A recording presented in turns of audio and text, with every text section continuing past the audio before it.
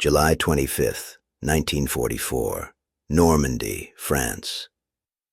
7:42 in the morning.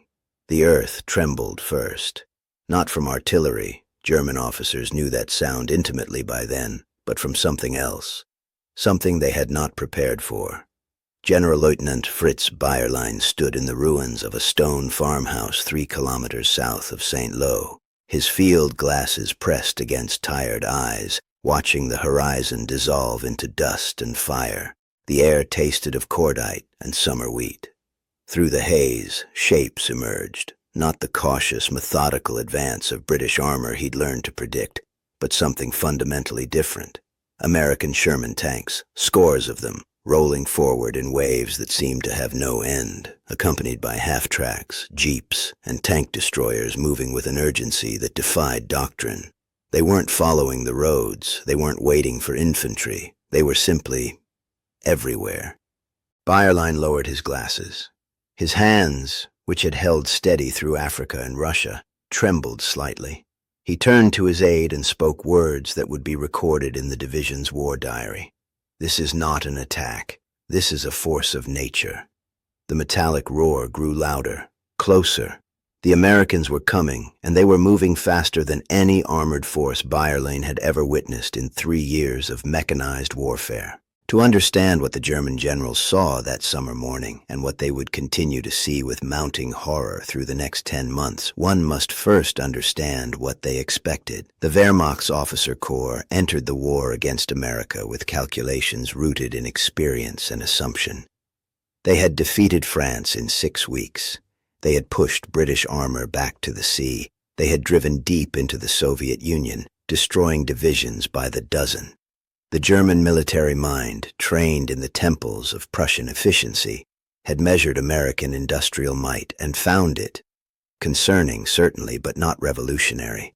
Americans could build tanks in impressive numbers, yes, but could they use them? Could they sustain them? Could they move them with the surgical precision that mechanized warfare demanded? The answer forming in Normandy's summer dust would reshape military doctrine for generations. Before June 1944, German intelligence had painted a particular picture of American armored capability. Reports from the Eastern Front, where a handful of American-supplied Shermans had appeared in Soviet hands, suggested competent but unexceptional machines. Intelligence summaries noted adequate armor, reliable engines, decent guns, nothing special. General Oberst Heinz Guderian, the father of German panzer doctrine, had reviewed these reports with professional interest, but no alarm. The American Sherman was lighter than a German Panther, less armed than a Tiger, less sophisticated than German fire control systems. On paper, in the analytical framework that had served the Wehrmacht so well, the American armor was manageable, but paper cannot account for abundance. Paper cannot calculate the psychological impact of endless supply. Paper cannot measure what happens when industrial capacity reaches a threshold where quantity achieves its own quality. The German army had spent 5 years learning to do more with less. Every tank, every truck, every round of ammunition was precious. Commanders hoarded resources. They calculated risk with the carefulness of men who knew that losses could not be easily replaced. Maintenance was an obsession. Fuel was rationed with religious severity. Even the mighty Tiger tanks, the pride of German engineering, spent more time waiting for fuel and parts than hunting enemy armor. This was the reality of German logistics by 1944, a constant mathematics of scarcity. The Americans operated in a different universe entirely. August 1st, 1944, near Avranches, late afternoon. General Major Rudolf Freiherr von Gersdorf watched the American breakthrough with the detachment of a man witnessing his own execution. Through the Avranches gap poured not just an army, but a phenomenon. Third Army, Patton's command, was exploiting the breach torn open by Operation Cobra with a speed that violated every principle of cautious warfare. Von Gersdorf had fought in Poland, France, and Russia. He understood breakthrough. He understood exploitation. But this was something else.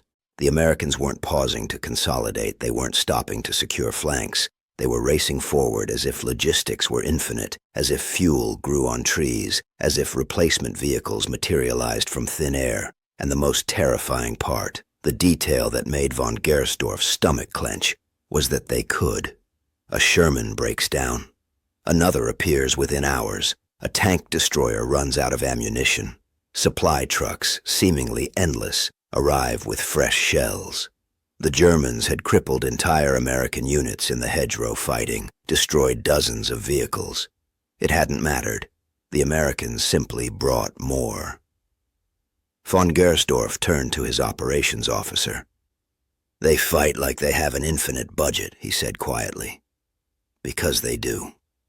That realization, that the Americans possessed not just numerical superiority, but operational freedom born from unlimited supply, was spreading through the German command structure like a virus.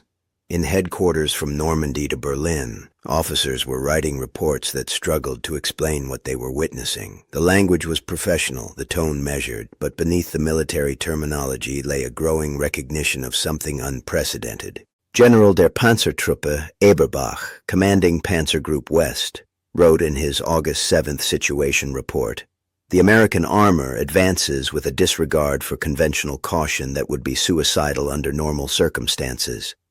That it succeeds is testimony not to tactical brilliance, but to material superiority of such magnitude that traditional countermeasures prove ineffective. We destroy their tanks, more arrive. We cut their supply lines, they simply drive around our positions. This is not warfare as we have practiced it. This is industrial power manifest in military form." The German generals had expected to face an army. They were facing an industrial system that happened to be organized into military units. But speed and supply alone do not explain the trauma recorded in German military documents from that summer and fall. There was something else. Something that emerged in the private letters and diary entries of officers who had built their careers on precision and doctrine. They were watching the Americans break rules and succeed. August 15th, 1944, near Argentan. Oberst Hans von Luck, commanding a panzer regiment in the rapidly collapsing Falaise pocket, found himself studying a captured American operations map. It had been taken from a destroyed M4 Sherman, the tank commander's body still warm when von Luck's men pulled him from the turret.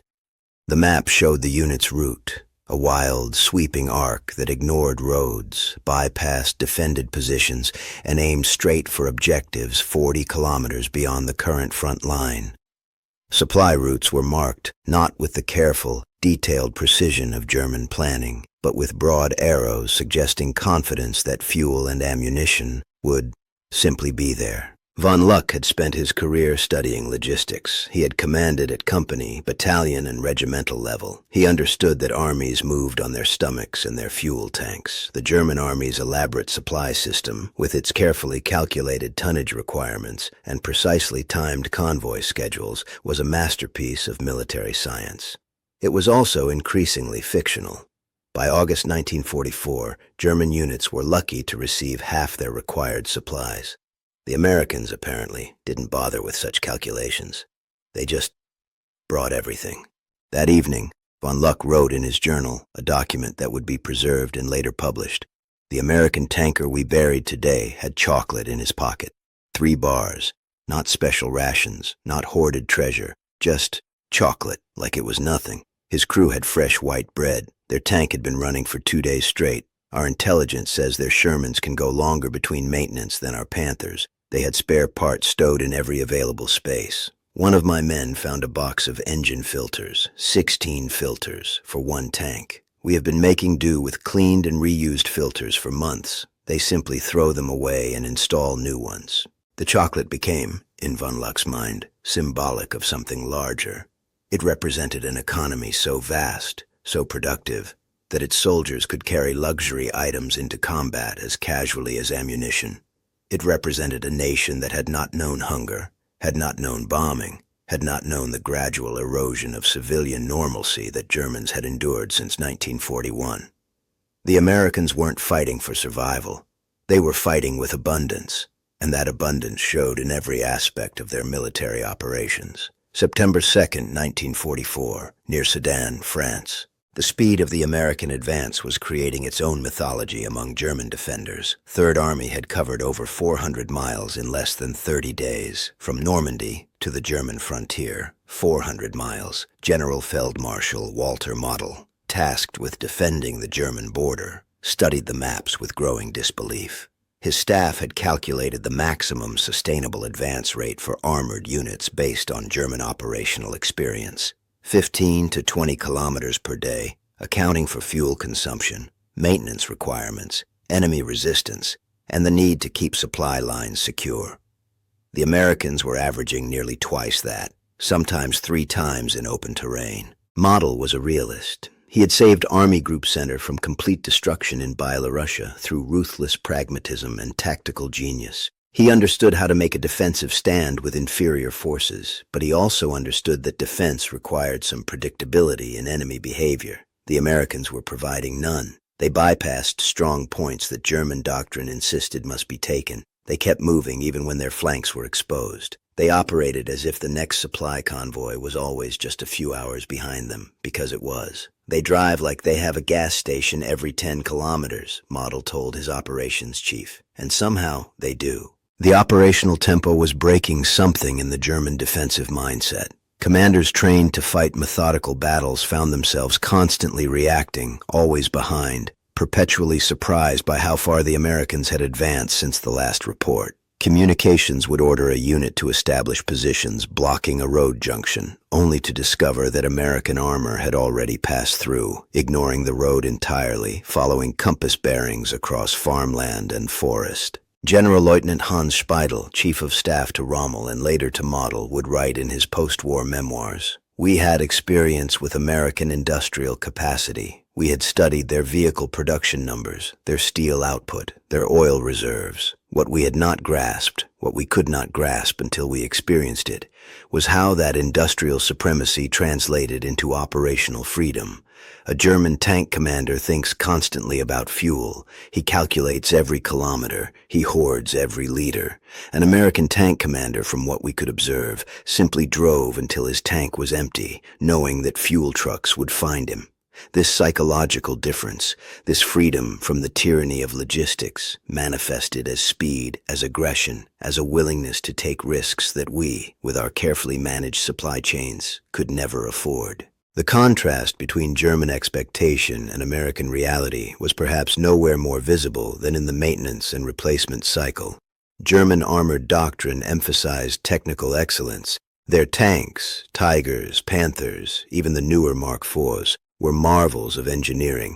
Superior armor, superior guns, superior optics. On paper, in one-on-one engagements, German armor dominated, but the Americans weren't fighting paper battles. October 1944, near Metz.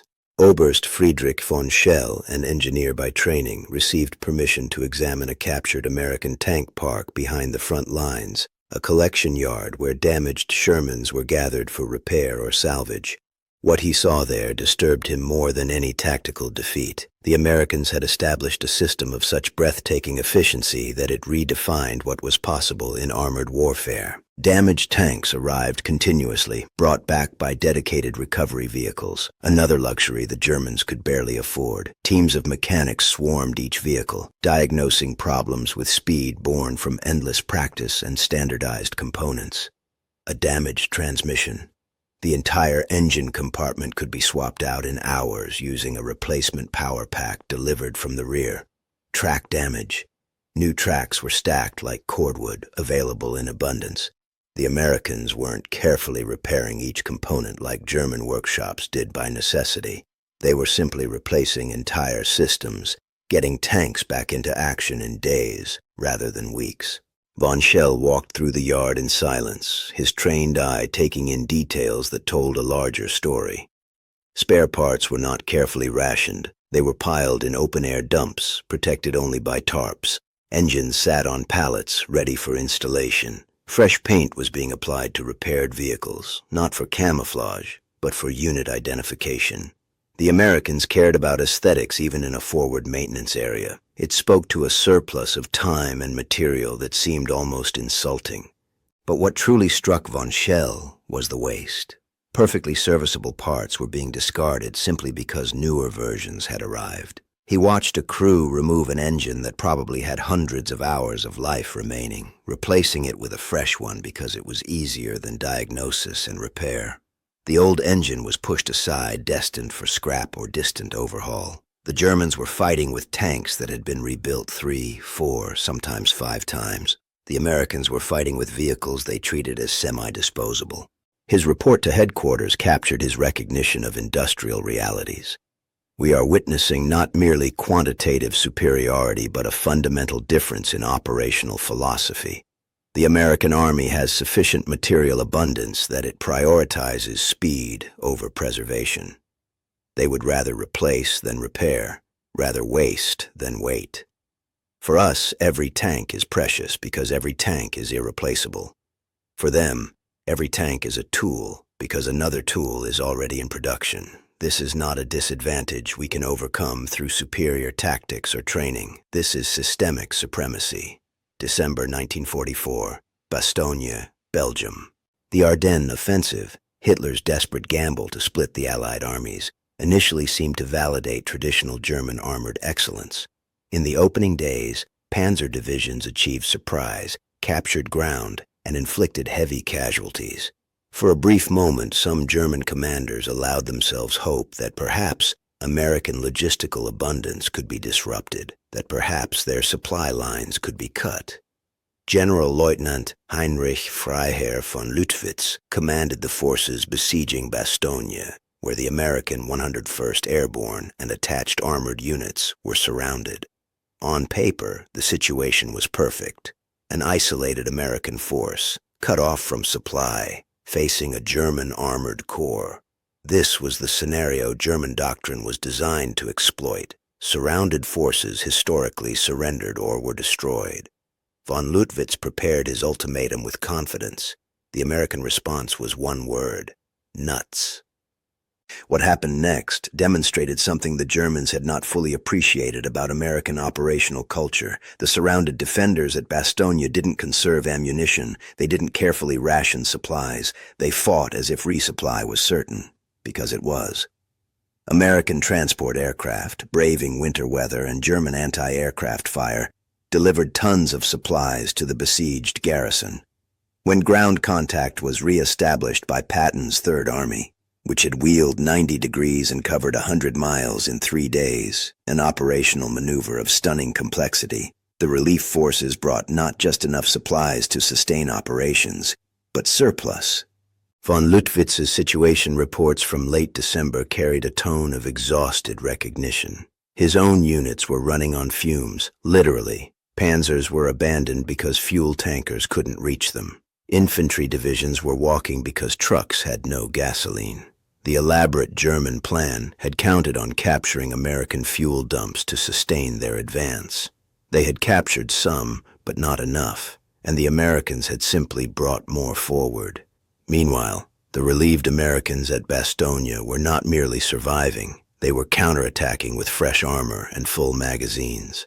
By early 1945, the tone of German military communications had shifted from tactical analysis to something approaching philosophical despair. Officers who had built their careers on the assumption of German technical and tactical superiority were confronting a reality where those advantages were simply overwhelmed by enemy material abundance. January 1945, the Rhineland, the General Feldmarschall von Rundstedt, nominal commander of the Western Front, convened his senior commanders for an assessment that was remarkable for its candor. The transcript, preserved in Allied archives after the war, captures a moment of collective recognition among men who had spent decades studying warfare. Von Rundstedt opened with stark clarity. "Gentlemen, we are not fighting an army. We are fighting an economic system that has been converted into military form. Every principle we learned, economy of force, preservation of strength, calculated risk, these principles assume that both sides operate under similar constraints. The Americans do not." General der Panzertruppen Hasso von Manteuffel, who had commanded 5th Panzer Army in the Ardennes, added his observation. "In the Ardennes, my units achieved surprise, gained ground, and fought with skill equal to any in this war. We still lost. Not because American soldiers outfought us on a tactical level. The individual engagements were often ours. We lost because every Sherman we destroyed was replaced within days, and every Panther we lost was irreplaceable. They can afford to trade 3 tanks for one of ours, and they have the 3 tanks to trade. We do not have the one. The room fell silent. These were not men prone to defeatism. They were professionals who had commanded armies across continents, who had studied Clausewitz and Moltke, who had built their understanding of war on centuries of Prussian military tradition. But that tradition had assumed certain constants, that both sides valued preservation of force, that logistics imposed equal constraints, that technical superiority provided decisive advantage. The Americans were violating all 3 assumptions simultaneously. General-Lieutenant Siegfried Westphal, von Rundstedt's chief of staff, spoke what others were thinking. "We have been calculating wrong.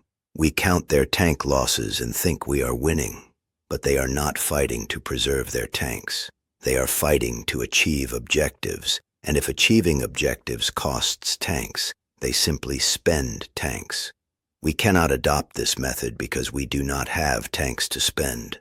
This is the asymmetry we face, not tactics, not training, mathematics." The meeting continued for hours, but its conclusion was inescapable. The German army in the West was facing an opponent that could afford to learn from mistakes because mistakes did not cost them their means of fighting. An American armored division that suffered heavy losses in one battle would return to full strength within a week. A German panzer division that suffered similar losses would never recover. The cumulative effect over months of combat was devastating. February 1945. The Rhine River. The American armies reached the Rhine in early March 1945, having traversed France and Belgium with a speed that compressed what the Germans had expected to be a year-long campaign into 9 months. But it was the Rhine crossing itself, the breaching of Germany's last great natural barrier, that produced perhaps the most telling German reactions.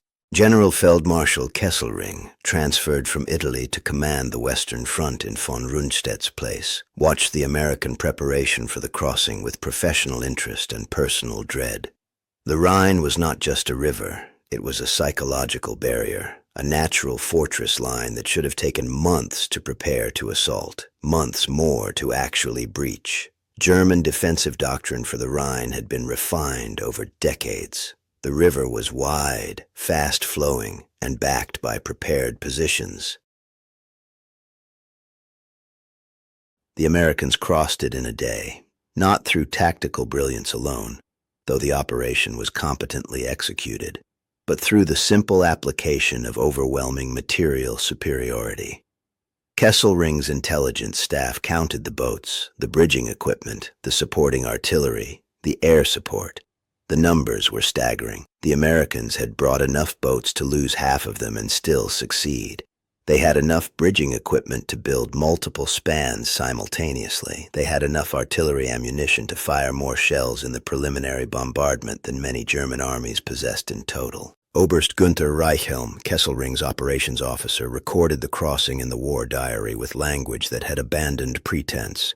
"The enemy establishes bridgeheads at will, expands them despite our counterattacks, and bridges the river within 24 hours of initial crossing. This is not the result of our weakness, though we are weak. This is the result of their absolute material dominance. They do not ask, can we cross? They ask, where shall we cross? Knowing that wherever they choose, they have sufficient resources to force success." The speed continued. Within days of crossing the Rhine, American armored columns were racing into Germany's interior, covering distances that made the Normandy breakout look cautious by comparison. Third Army, First Army, Ninth Army. The American forces in Germany were no longer advancing in coordinated fashion. They were racing each other, competing for objectives, moving so fast that German defenders often learned of their positions only after being surrounded. March 1945, Central Germany. For the German generals still commanding fragmented units in the face of the American onslaught, the final weeks produced a strange inversion of the war's beginning. In 1939 and 1940, it had been German armor that raced through Poland and France, leaving stunned defenders in their wake, demonstrating the revolutionary potential of mechanized warfare. Now, 5 years later, they were the stunned defenders, watching the Americans apply blitzkrieg principles with a material abundance Germany had never possessed even at its peak. General Lieutenant Walter Wenck, one of the youngest German generals, commanded the 12th Army in a hopeless attempt to slow the American advance. A realist to his core, Wenck had no illusions about victory. His mission was simply to delay long enough for refugees to flee west, away from the advancing Soviets. Even in this limited goal, he found himself constantly surprised by American operational tempo. His situation reports from late March read like dispatches from a man watching a natural disaster. Enemy armor reported at Kassel this morning. By afternoon, reconnaissance reports same units 40 kilometers east. By evening, they have bypassed our prepared positions entirely and are reported another 20 kilometers forward. We are not fighting a battle. We are watching a migration of steel. The Americans were not just moving fast. They were moving without apparent concern for their flanks, their rear, or the scattered German units they left bypassed. This violated every principle of cautious warfare. Yet it succeeded because the Americans had the resources to protect their supply lines even while their combat units raced forward. Behind the spearheads came waves of support troops, military police, engineers, and supply units that cleared bypassed resistance and established the infrastructure for continued advance. The Americans had enough troops to do both simultaneously, advance and consolidate, while the Germans barely had enough to do either. What emerged from the German military documents of those final months was not just tactical analysis, but a kind of philosophical reckoning. The officer corps that had prided itself on military excellence was confronting the reality that excellence in modern industrial warfare could be overwhelmed by abundance. April 1945. The Elbe River. When American and Soviet forces met at the Elbe in late April, the European war was effectively over. In the pocket west of the Elbe, remaining German forces faced a choice: surrender to the Americans or retreat east toward the Soviets. For most, it was no choice at all. They surrendered to the Americans by the tens of thousands. General Oberst Kurt von Tippel-Skirch, commanding the 21st Army, surrendered his entire force to the U.S. 9th Army on May 2, 1945. In the formal ceremony, a captured German staff officer watched American soldiers distributing rations to German prisoners: white bread, canned meat, coffee, chocolate. The same abundance that had fueled the American advance now fed its captured enemies. The German officer would later write, "In that moment, receiving food from the Americans, I understood completely what we had been fighting. Not better soldiers, not superior tactics. We had been fighting a nation that could afford to feed its enemies." The symbolism was unintentional, but perfect.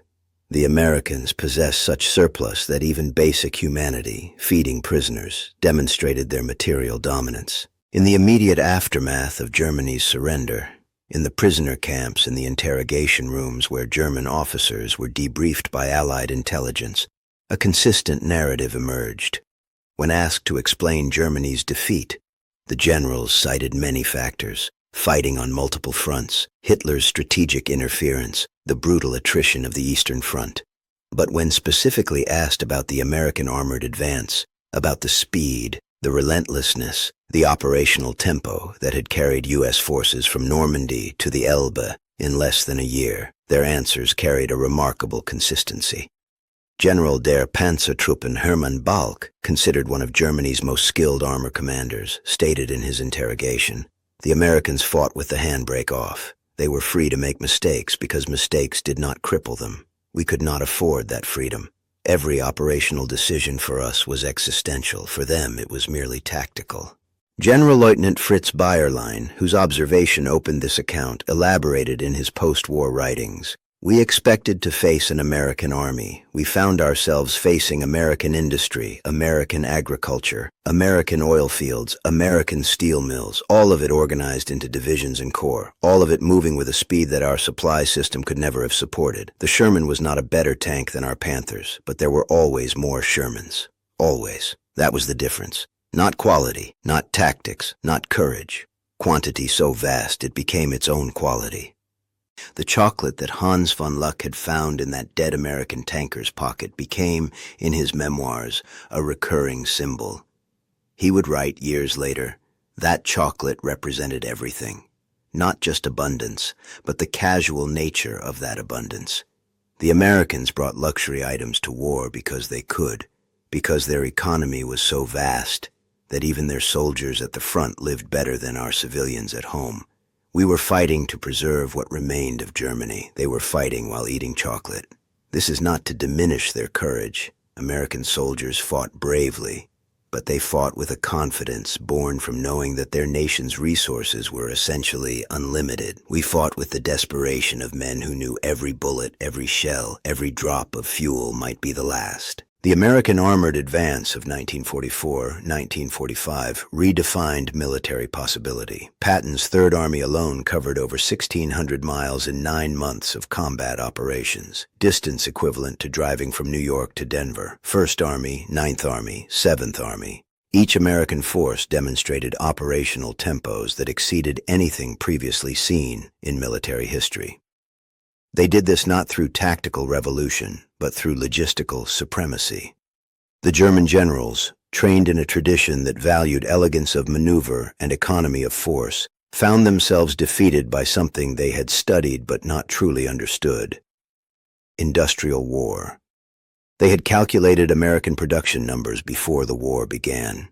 They had known, mathematically, that American factories could outproduce German ones, but knowing numbers and experiencing their consequences were different things. A Sherman tank took approximately 10,000 man-hours to build in American factories by 1944.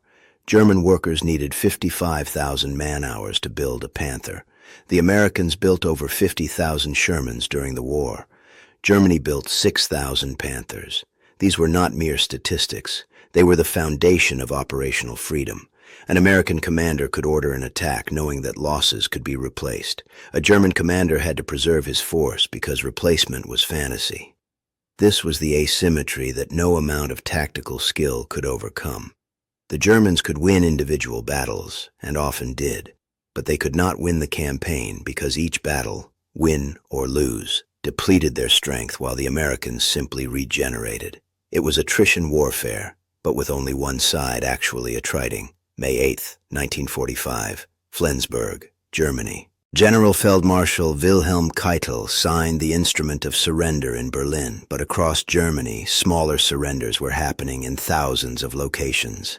In the northern port city of Flensburg, temporary seat of the last shred of German government, a group of staff officers gathered for a final meeting. They were not discussing strategy. There was no strategy left to discuss. They were simply trying to understand what had happened. One officer, a major who had commanded a panzer battalion in France, spoke with the clarity of exhaustion. We thought tanks fought tanks. We thought better tanks won battles. We thought wrong. Tanks fight systems. Systems fight economies. Economies fight nations. We brought excellent tanks to fight their adequate tanks, and we lost because they brought an economy we could not match. That's all. That's the whole explanation. The observation was reductive, certainly. It ignored the courage of Allied soldiers, the skill of Allied commanders, the grand strategy that had Germany fighting on multiple fronts, but it captured something essential about the specific shock of the American armored advance. The Germans had expected tactical challenges. They had faced industrial reality. In the decades after the war, as military historians studied the campaigns and interviewed the survivors, the theme recurred constantly. The German generals spoke of American speed, American abundance, American confidence. They spoke of watching endless columns of vehicles moving forward, of counting destroyed Shermans only to face fresh ones the next day, of carefully preserved Panthers running out of fuel while American tanks rolled past with tanks that seemed to never run dry. Heinz Guderian, the architect of German panzer doctrine, would write in his memoirs, We created the theory of mobile warfare. We demonstrated its potential in Poland and France, but we never possessed the means to sustain it. The Americans took our theory and added something we never had: unlimited resources. They could be mobile continuously, not in brief campaigns followed by pauses for reconstitution. This continuous mobility, sustained by industrial might, was the revolution. Not tactics, logistics. The lesson the German generals learned, too late to save them, was that modern war between industrial powers is not won by the best tanks or the most skilled soldiers or the most elegant tactics. It is won by the nation that can sustain operations while the enemy cannot. The Americans could afford losses because their economy absorbed them without strain. They could advance rapidly because their supply system could match their advance. They could take risks because failure was inconvenient, not catastrophic. This was the terrible wisdom that emerged from the European battlefields of 1944 and 1945. The generals who had begun the war believing in decisive battles and tactical excellence ended it understanding that war between modern industrial states is fundamentally economic. The side that can produce more, transport more, sustain more, and replace more will prevail, assuming basic military competence. The Americans had more than basic competence, and they had effectively unlimited resources relative to their opponent. The chocolate in the dead tanker's pocket, the discarded engine parts in the maintenance yard, the casual crossing of the Rhine, the race across Germany, all of it pointed to the same truth. The Americans were not fighting to preserve their military. They were fighting to achieve objectives, and they had enough military capability to treat individual units, vehicles, and soldiers as expendable resources in service of those objectives. Not callously, American forces made efforts to minimize casualties, but with a fundamental confidence that losses could be replaced and operations could continue. Germany could not match this. Germany's economy was smaller, increasingly bombed, resource-poor, and strained by multi-front warfare. By 1944, German industry was producing impressive numbers of tanks and aircraft through Herculean effort and slave labor, but impressive numbers were not enough against American plenty. The German military had to carefully manage every resource. The Americans could be profligate and still prevail. The Rhine River, summer 1946. A year after the war's end, Hans von Luck returned to the Rhine as a prisoner, being transported to a POW camp. The train crossed one of the American-built bridges, massive steel structures that had sprung up in the war's final months. From his window, von Luck watched supply trucks still rumbling across, carrying occupation supplies into defeated Germany. He thought about the chocolate again, about the endless columns of Sherman tanks, about the American supply dumps he'd seen after capture, mountains of material that dwarfed anything the Wehrmacht had ever accumulated, about the casual confidence of American soldiers who seemed genuinely surprised that the war had been difficult. In his mind, he composed a letter he would never send, addressed to his former self in 1944. We were prepared to fight an army. We should have studied their economy. We counted their tanks and thought we could destroy enough to matter. We should have counted their factories and known we could not. We believed skill and courage could overcome material disadvantage. We learned that material advantage beyond a certain threshold overwhelms skill and courage. This was the lesson of the American advance. Not that they were better soldiers, though many were good. Not that they were better generals, though some were talented. But that they possessed such abundance that our excellence was irrelevant. You cannot outfight an opponent who can afford to lose 3 battles and return for a 4th with full strength while you are destroyed by a single defeat. The bridge passed overhead, solid and permanent. The Americans had built to last, even their temporary structures. They had built with surplus. That, von Luck realized, was the final symbol. Not chocolate or tanks or supply dumps, but bridges, infrastructure that exceeded immediate need, that demonstrated an economy capable of excess even in war. The story of what German generals said when America launched its armored advance is ultimately a story about confronting the limits of military professionalism. The Wehrmacht's officer corps was among history's most educated, experienced, and tactically skilled military establishments. They lost anyway, not through lack of ability, but through lack of means. The Americans had the means, and they used those means with an operational tempo that redefined what was possible in mechanized warfare. The German generals had expected to fight World War II. They found themselves fighting a new kind of conflict, industrial war at a scale and intensity that their military tradition had not prepared them for. They expected armies to move at the speed of logistics. The Americans moved at the speed of ambition, their logistics somehow keeping pace. They expected enemies to conserve forces. The Americans spent forces like currency, confident in endless resupply. In the end, the fastest armored advance the German generals had ever seen was fast, not because of superior tactics or revolutionary technology, but because it was fueled by an economy so vast that military operations became a question of will rather than means. The Americans could go as fast as they dared because they never ran out. The Germans could only watch, calculate the impossible numbers, and learn the hard lesson that in industrial warfare, the factory is as important as the battlefield, the supply truck as vital as the tank, and abundance itself becomes a weapon more powerful than any single piece of military hardware. The chocolate, carelessly carried into combat by a young American tanker who would never taste it, told the whole story. An economy that could afford luxury for its soldiers at the front could afford anything.